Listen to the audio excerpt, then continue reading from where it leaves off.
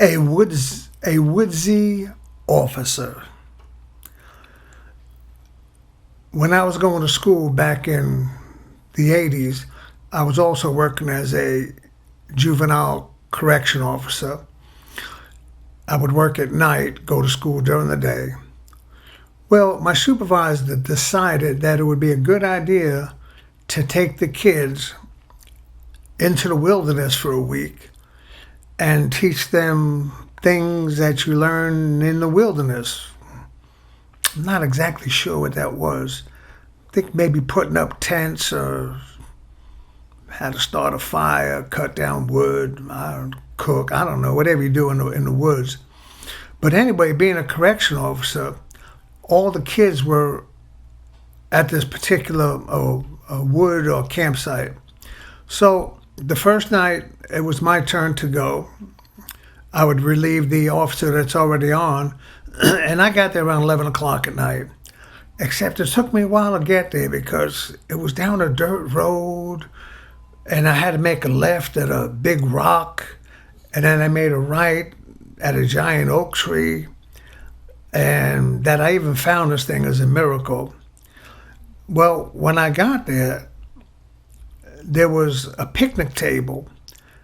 The officer that I was relieving was sitting at this picnic table, and there was one light bulb attached to this picnic table on a pole, and all the tents were around this table. They were pitched in a circle.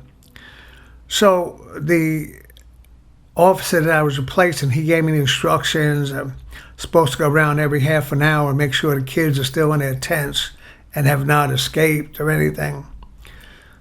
I said, okay. So he left, and I'm there. Pitch silence, pitch dark. Everyone is sleeping. And I'm sitting at this table with this light. I was doing some reading between doing my rounds. And for some reason, I just happened to look up. When I looked up, I saw something flying to me right toward my eyes. And me being pretty crafty and quick, very quickly I turned my head.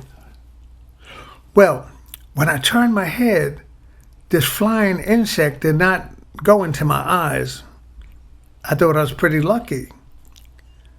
Not so lucky, because he landed on my ear. And when he landed on my ear, I went to grab it, and it went further in my ear, and I couldn't get it out. Well, at this point, I started screaming at the top of my lungs. Ah! Ah! Help! Help!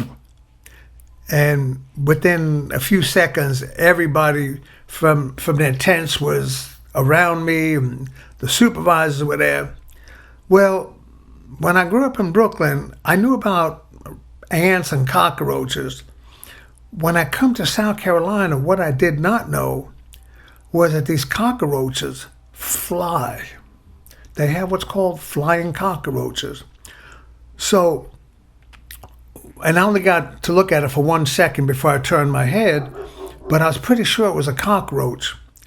So I'm trying as hard as I can to get this cockroach out of my ear. I was slamming my head to the ground, like with my hand. I was shaking. I was grabbing. I was trying to grab it.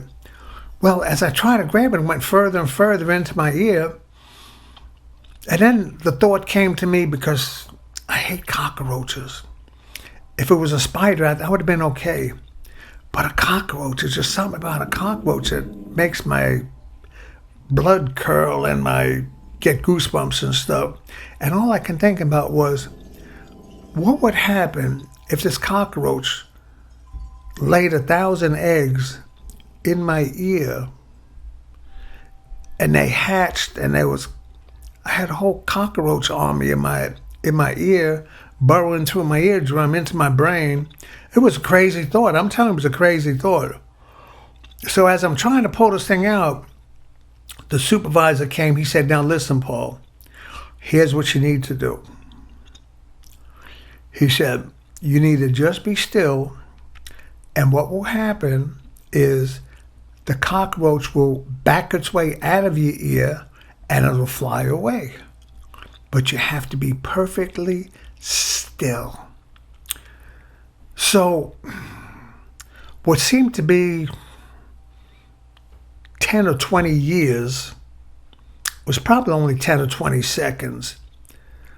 I could feel this cockroach with its legs backing up out of my ear, and them little antennas on my eardrum, and I can't tell you what this felt like. You don't have no idea.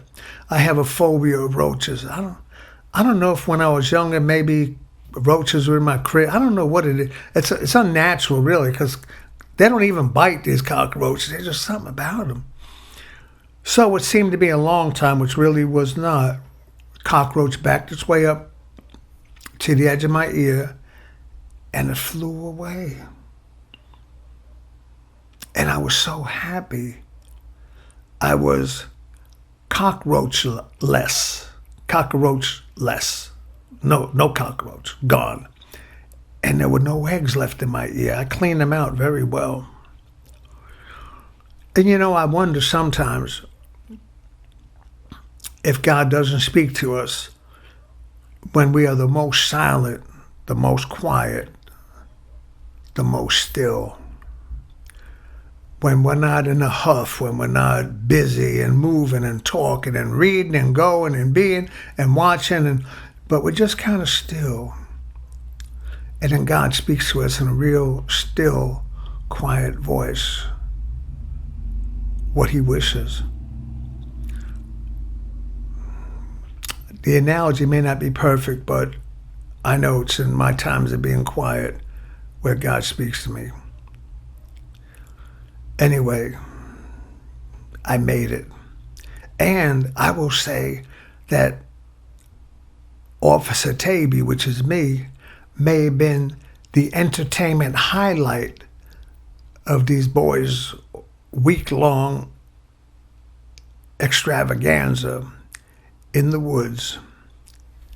This is Paul, one Woodsy Officer, signing off. Until next time, God bless you. Bye.